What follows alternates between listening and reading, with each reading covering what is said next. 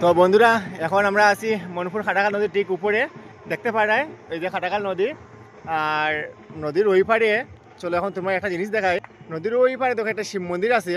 ওই দেখতে পারে এখানে একটা শিব মন্দির আছে। তো এই শিব মন্দিরে তো আজকে হচ্ছে কি মানে পৌষ সংক্রান্তি, তো মানে পৌষ সংক্রান্তি উপলক্ষে মানে দেশপালীরা এখানে শিব মন্দিরে পূজা করি আইয়া ওই খাটাকাল নদী মানে তারা টুসু বাসাইব। এখন তোমরা দেখাইমো, তোমরা ভিডিওটা স্কিপ করবে না, স্কিপ না করে পুরো ভিডিওটা দেখতে থাকবে।